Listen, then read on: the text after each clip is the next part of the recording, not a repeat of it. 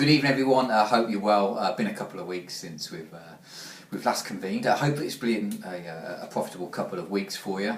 Let's get straight on with it. We're up nice and early this week. We've got a game on the Friday night to cover in the Anytime Notebook, so we'll get on with it. Let's whistle-stop tour of the Anytime Notebook this weekend. We're going to start off at London Road, where I think over 2.5 goals is probably going to go off pretty short as Rotherham head to Peterborough.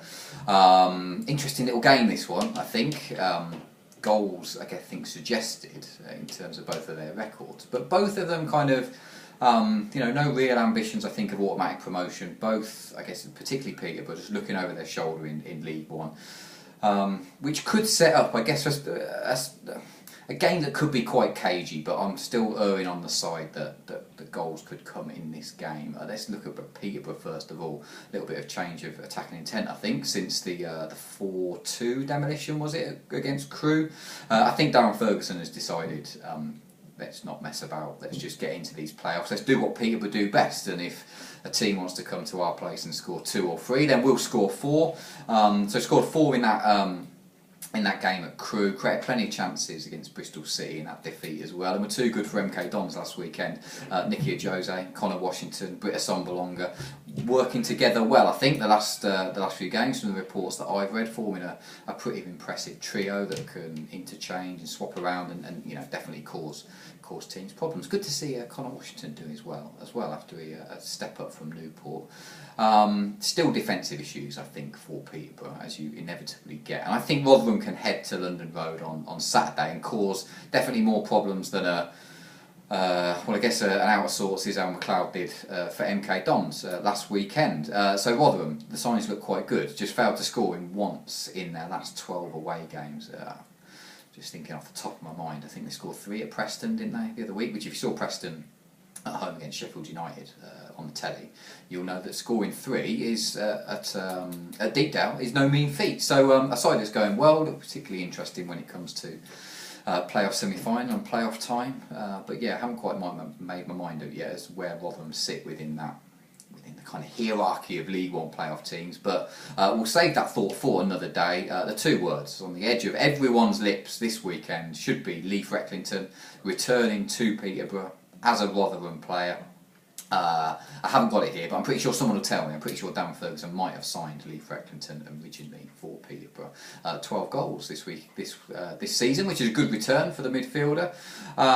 Scored 3 in his last 3 away games as well, in a game where we might predict goals to be plentiful. Leif Recklington, ex-Peterborough Leif Recklington, we should say, for this weekend, looks a good price at 4-1 to get on the score sheet. So we will put him up as the first leg in the Anytime Notebook. Second of all, we'll drop down into League 2. Friday night, this looks a pretty decent game. Oxford v Hartlepool. Fair play to Oxford. Even without Chris Wilder, they've managed to maintain that potential playoff run for at least a month, maybe 2 months more than a lot of people expected. The wheels normally fall off a lot sooner, and that's not being unfair, but the kind of Oxford fans have been used to that kind of almost kind of nearly story, I think, over the last couple of seasons, and there's potential that a playoff place could elude them this season as well. So defensively, they've looked pretty unsteady. No win in their last 6. Just 1 clean sheet in their last 10. Conceded 3 at Newport, 3 against Rochdale, 3 against Chesterfield. Conceded 2 at home to Burton as well, who aren't on my list as one of the more prolific sides at the top of that. At the top of that division, so that perhaps tells its own story. I think Hartlepool head there in pretty confident mood. They stuck 4 past Bristol Rovers last weekend, and I guess Colin Cooper might see this as an opportunity as against a vulnerable Oxford side to kind of say, we've worked our way into a nice position just on the edge of the playoffs. Let's not leave anything to chance over the next couple of weeks. Let's attack teams. Let's get forward. And let's just see where we end up come April time. So I think more than the chance that they could get at Oxford. The results have been pretty indifferent for Cooper and Hartlepool.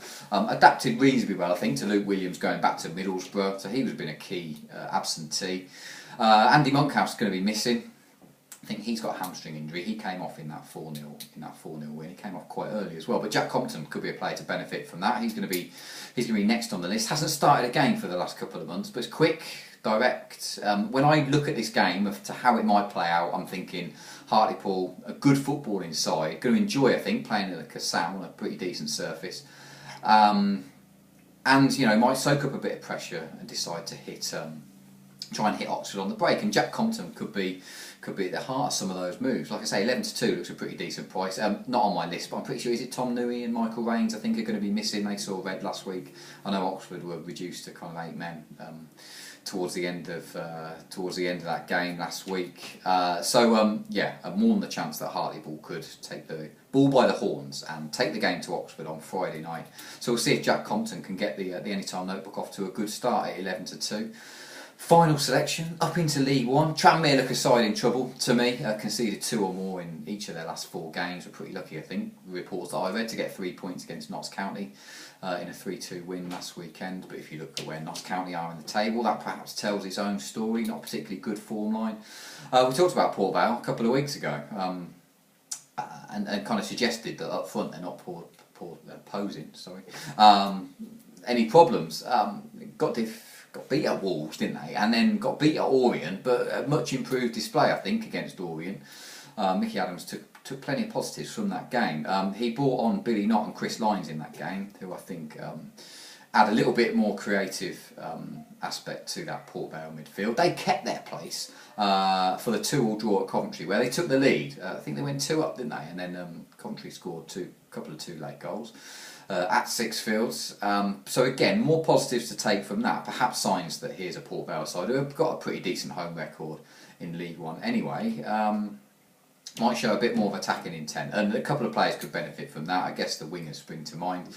Jennison Murray Williams. And I'm going to put up Doug Loft this weekend, who scored in that Coventry game. I think, key beneficiary of, always kind of finds himself in good positions.